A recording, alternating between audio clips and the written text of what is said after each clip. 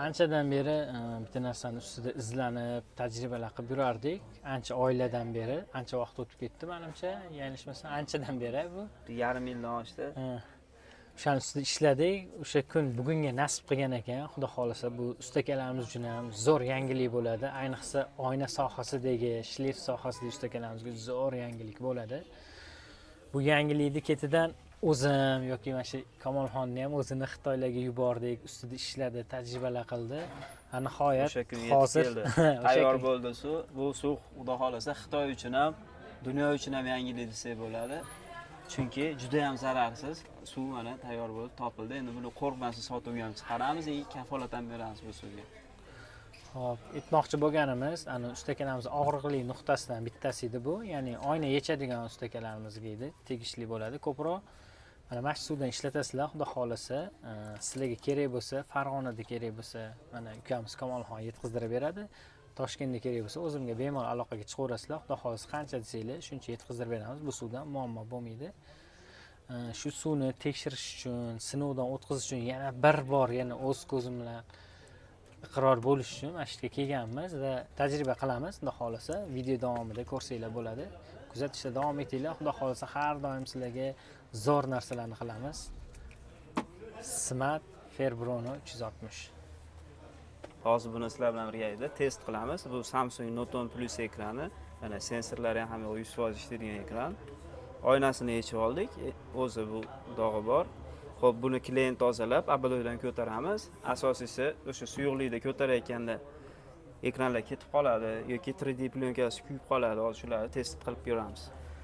Xo'p, sizlarga hozir shu suvimizni test qilib beramiz. Ishlab turgan, 100% ishlab turgan ekranda qilamiz. Shu suyuqlikdan xudo xolasa hozir boshlaymiz.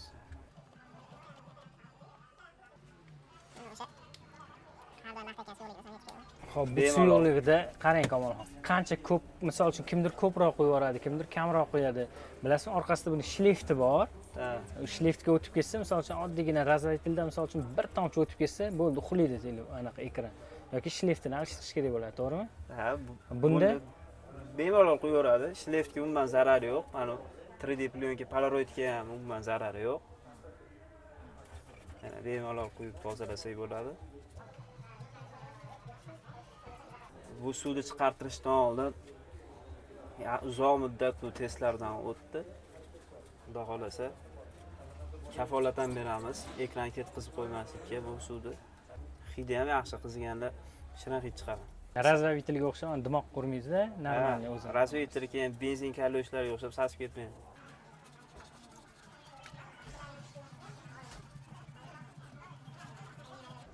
Shu sirli suyuqligimizda ekranni abadoydan ko'tara olamiz. Oynalarni ham tiniqib tozalab oldik. Qo'rqmasdan bemalol qo'yib ko'taraverasizlar. Ko'p qo'yilib ketganda ham muammo bo'lmaydi, umuman. Muammo bo'lmaydi, 100% bo'lmaydi. Shliftiga ham, Polaroidga ham, yana nimasi bor edi, mayda diodlarga umuman muammo bo'lmaydi. Tiniq bo'lib ko'tarilyapti. Kuydirib ham qo'ymaydi Polaroidni. 100% muammosiz. Qo'rqmasdan quyib ishlatish mumkin buni. Oldin bunaqa ishlarda benzin kalyosh ishlatardim. Lekin bu undan ham yaxshi chiqdi. O'zimiz buni maxsus tayyorlatdik, zo'r chiqdi. Moskvada ham ko'proq kalyosh ishlatishadi. Xudo xolasa bu suyuqligimiz buni damini beradi.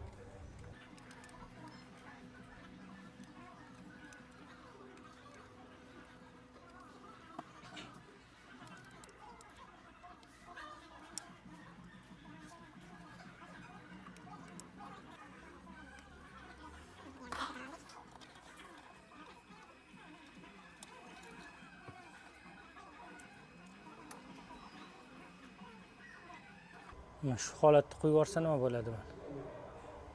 Shu holatda mana bemalol quyishinglar mumkin. Mana shliflariga kirib ketdi. Hech nima qilmaydi. Xudo xolasa.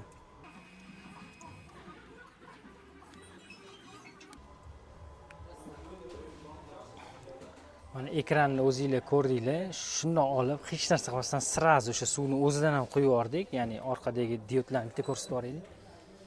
Mana diodlari ham qandoq bo'lsa, xuddi shu holatda turibdi, umuman muammo yo'q. Xohlasanglar yana quyib ko'rsatib beraman. Hech qanaqa bir zarari yo'q.